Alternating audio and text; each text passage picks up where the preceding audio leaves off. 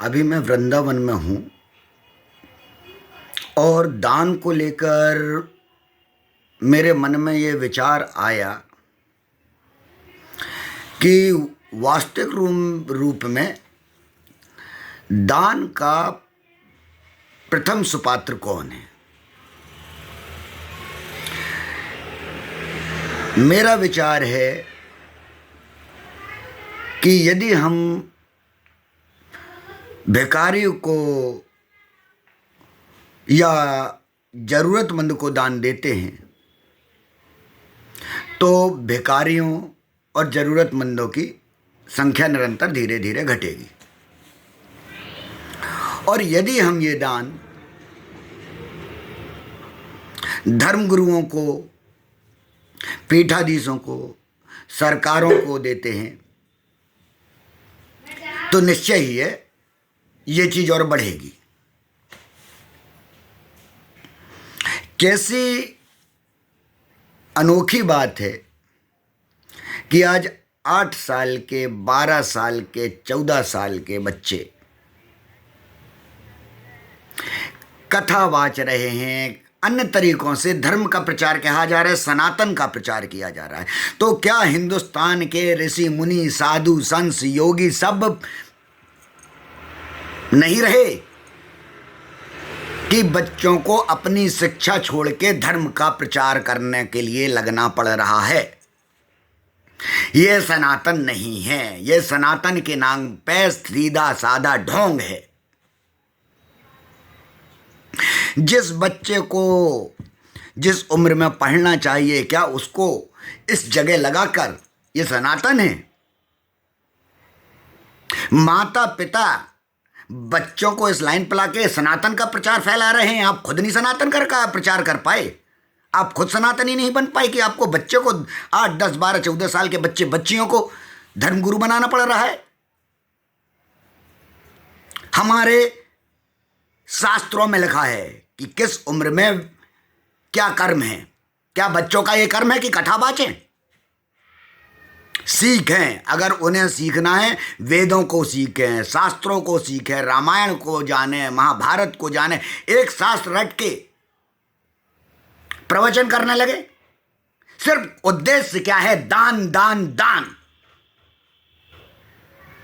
क्योंकि हमारा सनातनी आडंबर की राह में ऐसे भाग रहा है कि गांधारी की तरह पट्टी बन चुकी है उसे।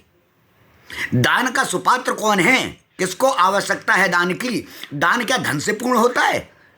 भूखे को भोजन से पूर्ण होता है। वस्त्र की जिसको आवश्यकता उसे वस्त्र से पूर्ण होता है। जिसको कपड़े की आवश्यकता है कपड़ा, जिसको रोटी की आवश्यकता है रोटी, जिसको मकान की आवश्यकता रहने के लिए छत नहीं छत, इससे होता है दान पूर्ण। जिसके पास भरा पड़ा है उसमें भेड़ चाल की तरह दान करते जाना, क्या ये दान है? आपको लगता है इस दान का आपको मिलेगा? जब आप करते हो और आपको नहीं मिलता है फिर कहते हो कि हम ईश्वर का इतना कर रहे हैं, ध्यान कर रहे हैं, नहीं कुछ मिल रहा है। जागो सनातनी, जागो। सनातन की आड़ में मूर्ख मत बनो। यदि हम इतना दान जितना इन बड़े बड़े सरकारों को दे डाला है, अगर इतना दान अगर हम इन गरीबों को दे देते तो यहां से गरीबी हट जाती। जो सरकार बना रही है इतने गरीबों को रहने के लिए, ये तुम्हारे पैसों से, तुम्हारे दान से, उस अंश से रह सकते हैं, पेट में खा सकते हैं, कपड़े पहन सकते हैं। इस देश में अनेकों लोग हैं, सैकड़ों नहीं, हजारों नहीं, लाखों नहीं, करोड़ों लोग हैं। तुम कहां तक पुण्य कर सकते हो? करो, तुम्हारी क्या क्षमता है करने की।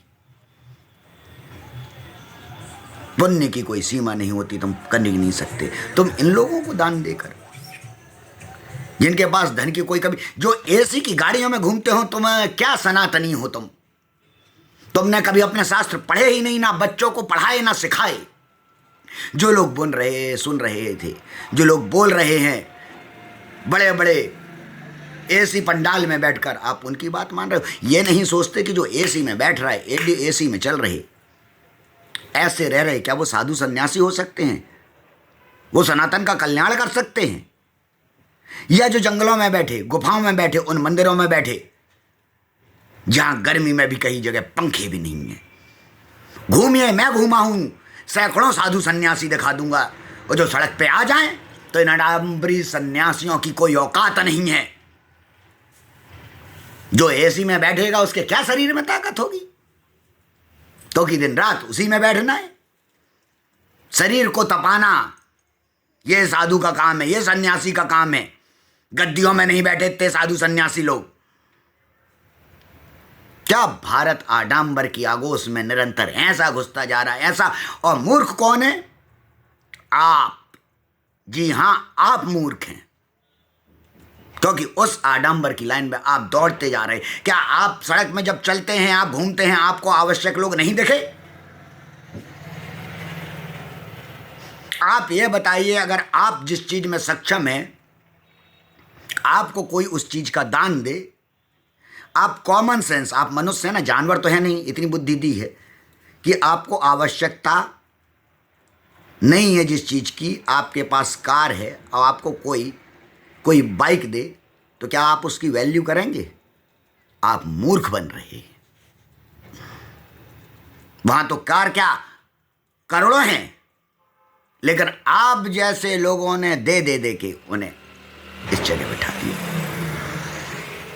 क्या आपको लगता है एसी में बैठने वाले, करोड़ों की गाड़ी में चलने वाले पूजा पाठ ध्यान आराधना ये कर सकते हैं? जब आदमी इसमें घुसता है तो ये मानसिकता नहीं होती मनुष्य की। मनुष्य को फिर वो सम्मान की आवश्यकता नहीं। ये तो अहम है, जो अहम ही अपना अहम ही नहीं त्याग सका, जिसने अहम का त्याग ही नहीं कर पाया, उसे राजगद्दी चाहिए, करोड़ों की गाड़ी चाहिए। जागो सनातनी, दिवाली के इस पर्व पर, जिस पर श्री राम पुनः अयोध्या लौटे, उस राम से जो जो आपको बताया गया वो मत समझो। रामायण को पढ़ो, रामायण के पढ़ने में तुम्हें एक एक चीज समझ आ जाएगी। रामायण क्या क्या कहती है।